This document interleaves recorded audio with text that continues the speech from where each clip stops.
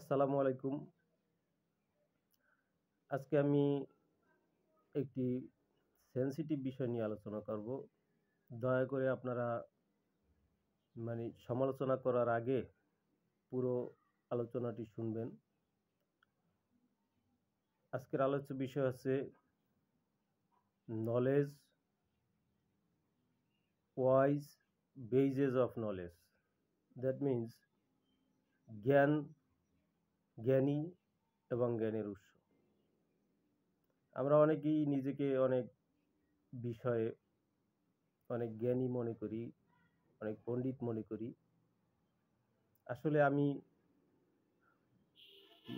বাস্তব মানদণ্ডে আমি কতটা জ্ঞানী এটা জানা দরকার আছে। আমি জ্ঞান কি তাই জানি না, জ্ঞান কি তাই জানি না, অথচ নিজেকে অনেক বড় জ্ঞানী মনে করি। এটাই আমাদের সমাজের বাস্তব চিত্র। আচ্ছা, জ্ঞান কি? যারা কোরআন এবং হাদিসের আমরা বিরোধিতা করি, কোরআন হাদিস যদি এই সংজ্ঞা দেয় সেটা আপনি হয়তো মানতে চাইবেন না। সে কারণে আমি আপনাদের কাছে যেটা গ্রহণযোগ্য হইবে সে বই থেকেই, সেই পুস্তক থেকেই আমি সংজ্ঞাটা আপনাদের কাছে তুলে ধরছি। অক্সফোর্ড লার্নার ডিকশনারি অনুসারে জ্ঞান হচ্ছে facts, information and skills acquired through experience or education, the theoretical or practical understanding of A subject. জ্ঞান হচ্ছে তথ্য উপাত্ত এবং দক্ষতা যাহা অর্জন করা হয় অভিজ্ঞতা এবং পুঁথিগত বিদ্যা থেকে। আর সেটাকে কি? The theoretical or practical understanding of A subject. কোনো একটা বিষয়ের মানে উপাত্ত জানা এবং সে বিষয়ের প্র্যাকটিক্যাল নলেজ থাকা, প্র্যাকটিক্যালি সেটা বোঝা, এটা হচ্ছে জ্ঞান। এখন জ্ঞানের বেজ কি, সোর্স কি? Basic sources of knowledge. What are the basic sources of knowledge? জ্ঞানের মূল উৎসগুলো কি? The Greek word episteme means knowledge or understanding. এপিস্টেম শব্দ, গ্রিক ওয়ার্ড এপিস্টেম শব্দ থেকে মূলত জ্ঞানের বা নলেজ শব্দের উৎপত্তি। According to epistemology, there are four main basic sources of knowledge. Epistemology অনুসারে জ্ঞানের মূল চারটি উৎস রয়েছে। কি কি? ডিভাইন রিভলিউশন, স্বর্গীয় বাণী। Number 2, experience. Number 3, logic and reasons. Number 4, intuition. আমরা কিছু লোক আছি যারা কোরআন সুন্নাহ মানি না, কোরআন হাদিসের বিরোধিতা করি, কোরআনের একটি ভার্সও পড়তে পারি না। দেখেন, গ্রিক এপিস্টেমোলজি বা এপিস্টেমোলজি কিন্তু বলছে যে কোরআন হচ্ছে 1 নাম্বার, ডিভাইন রিভেলেশন, স্বর্গীয় বাণী হচ্ছে 1 নাম্বার উৎস জ্ঞানের। জ্ঞানের 1 নাম্বার উৎসর সাথেই আমার সম্পর্ক নাই। আমি সেটা টোটালে পড়তেই পারি না। ব্যাখ্যা বিশ্লেষণ তো পরের কথা। তাহলে আমার 1 নাম্বার উৎস থেকেই কোনো জ্ঞান আমি নিচ্ছি না, তাহলে আমি কিভাবে জ্ঞানী হই? আমি কিভাবে জ্ঞানী? আচ্ছা, এবার বলুন, গ্রিক এপিস্টেমোলজি তো বলছে, আমরাও পড়েছি যে জ্ঞানের ইসলামী শরিয়াতে জ্ঞানের উৎস 4টা: কোরআন, সুন্নাহ, ইজমা, কিয়াস। এখানে গ্রিক এপিস্টেমোলজির সাথে এটার মিল রয়েছে। আমরা কোরআন সুন্নাহ বলেছি, আর গ্রিক এপিস্টেমোলজি বলছে ডিভাইন রিভেলিউশন, স্বর্গীয় বাণী। 2 নম্বরে হচ্ছে এক্সপিরিয়েন্স, অভিজ্ঞতা। 3 নম্বরে লজিক অ্যান্ড রিজনস, যুক্তিবিদ্যা। 4 নম্বরে ইনটিউশন, অন্তর্দৃষ্টি, বিবেক। এই 4টা। আসুন এবার জেনে নেই ওয়াইজ, জ্ঞানীকে।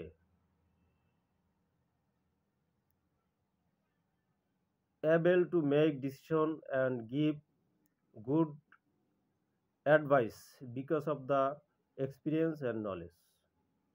জ্ঞানী হচ্ছে ওই ব্যক্তি who is able to make decision and give good advice, যিনি নিজে ডিসিশন নিতে পারে এবং ভালো উপদেশ দিতে পারে। কিসের মাধ্যমে? Because of the experience and knowledge, অভিজ্ঞতা এবং জ্ঞানের কারণে।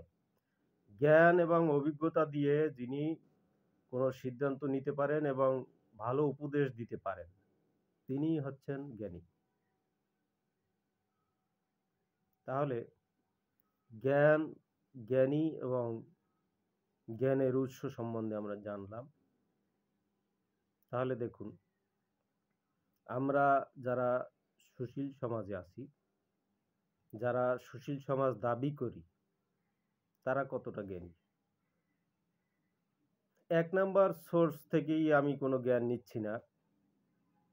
আমি শুধু মুখে আওড়িয়ে বেড়াচ্ছি যে আমি জ্ঞানী, আমি অনেক পণ্ডিত, অনেক বুঝি। প্রকৃত সুশীল সমাজ হচ্ছে তারাই, প্রকৃত জ্ঞানী তারাই, যারা 1 নাম্বার সোর্স অফ নলেজ যাদের আছে, কোরআন সুন্নাহ থেকে যারা জ্ঞান অর্জন করে। ধরুন, যে কোনো জিনিসের ব্যাপ্তি ঘটে কিন্তু প্রথমে একটা বিন্দু থেকে বা কেন্দ্র থেকে। ধরেন একটা রাজনৈতিক দল প্রথমে 2 জন, 5 জন, 10 জন লোক দিয়ে যাত্রা শুরু করে, পরে আস্তে আস্তে এটা জাতীয় পর্যায়, পরে আন্তর্জাতিক পর্যায়ে পরিচিতি ঘটে। প্রত্যেকটা জিনিসেরই কিন্তু সূত্রপাতটা এরকম হয়।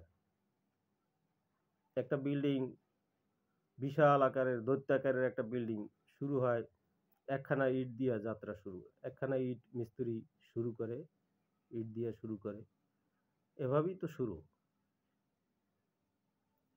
তাহলে এইভাবে জ্ঞান, আপনি, আমি আগে জ্ঞান, আমার জ্ঞান, পৃথিবী সম্বন্ধে জ্ঞান, সমাজ, রাষ্ট্র, পৃথিবী, এরপরে বিজ্ঞানের জ্ঞান, সবকিছু আমি জানবো। কিন্তু শুরুতেই তো জানা দরকার আমার নিজের সম্বন্ধে। আমি আমার নিজের সম্বন্ধেই জানি না। আমি কে? আমাকে আমি যে সৃষ্টি হয়েছি, আমার সৃষ্টির রহস্য কি? এই সৃষ্টির মধ্যে কি charismatic এলিমেন্টস আছে? দেখেন, আল্লাহ তাআলা আমাদেরকে সৃষ্টি করেছেন কত অসহায়ভাবে। শুধু আমার ক্ষুধা লেগেছে, সেটা আমি মুখেও বলতে পারছি না। শুধু কান্না করছি, শুধু কান্না করছি। আল্লাহ তাআলা আমাকে যখন ছোট অবস্থায় সৃষ্টি করছেন, সৃষ্টি করার সাথে সাথেই আমরা লক্ষ্য করি, সবাই উৎসুক হয়ে দেখে যে নাক, কান, চোখ, হাত, পা সবগুলো ঠিকঠাক আছে কিনা। আমরা এগুলো খুব দেখি, তাড়াহুড়ো করে, যে আল্লাহ কোনো অসুবিধা যেন না হয়। খুব সুন্দরভাবে আমরা পেলাম কিনা। আল্লাহ যে আমাদেরকে গিফট করলেন সেটা সুন্দরভাবে পেলাম কিনা। কিন্তু আপনি কি ভেবেছেন যে এই বাচ্চাটার তো দাঁত নেই?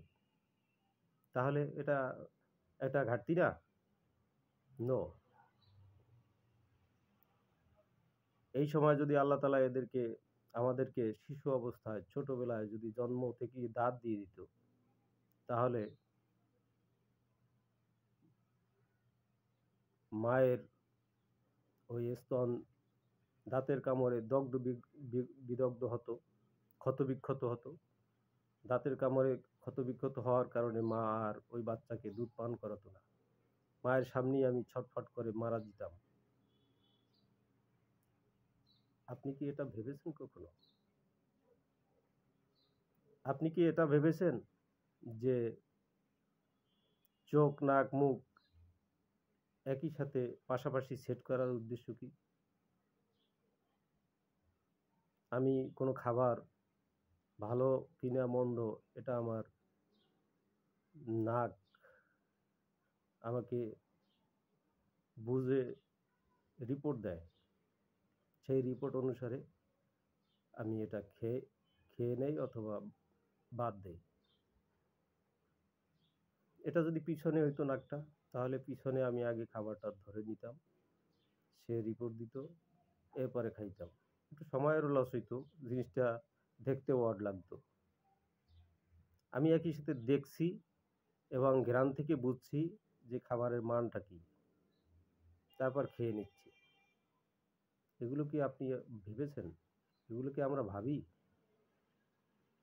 এরকম হাজারো বিষয় আছে। মানব দেহ নিয়েই যদি আপনি শুধু ভাবেন, তাহলে যত বড় নাস্তিকই হোক না কেন, যদি শুধু মানব দেহ এবং সৃষ্টি রহস্য নিয়ে কেউ চিন্তা করে, তাহলে সে অবশ্যই মুসলমান হয়ে যাবে। সে ডিভাইন রিভিলেশন, স্বর্গীয় বাণী থেকেই জ্ঞান অর্জন করতে শুরু করবে। তাহলে আমি পরিশেষে বলতে চাই যে আমার যখন নিজের সম্বন্ধেই আমার জ্ঞান নাই, আমি আমার নিজেকেই চিনি না, নিজেকেই জানি না, তারপরে তো বিশ্ব, সমাজ, রাষ্ট্র ইত্যাদি বিষয়ে জানা। নিজেকেই যখন আমি জানি না, তাহলে আমি কিভাবে নিজেকে অনেক জ্ঞানী, অনেক বড় পণ্ডিত মনে করি? সুতরাং আমরা যারা সুশীল সমাজ, বুদ্ধিমান মনে করি নিজেদেরকে, সিভিল সোসাইটির সদস্য মনে করি, তাদেরকে অবশ্যই বুঝতে হবে, তারা অবশ্যই মেনে নিতে বাধ্য হবে যে আসলে প্রকৃতপক্ষে ওই সকল লোকেরাই বুদ্ধিমান যারা ডিভাইন রিভিলেশন থেকে জ্ঞান অর্জন করে, স্বর্গীয় বাণী থেকে। বাস্তবতা উপলব্ধি করতে না পারলে তাহলে সে কিভাবে জ্ঞানী হয়? আজকের এই আলোচনার মূল বক্তব্য হচ্ছে, যারা প্রকৃতপক্ষে ডিভাইন রিভিলেশন, দ্যাট মিন্স জ্ঞানের ১ নাম্বার উৎস থেকে জ্ঞান অর্জন করে না, তারা কোনোভাবেই জ্ঞানী হতে পারে না। তারা নিজেরা দাবি করলেও প্রকৃতপক্ষে তারা জ্ঞানী নয়।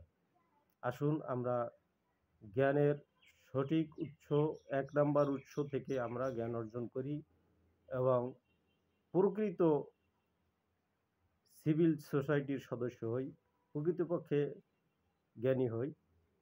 এই আহ্বান জানিয়ে আমার কথা এখানেই শেষ করছি। আসসালামু আলাইকুম ওয়া রাহমাতুল্লাহ।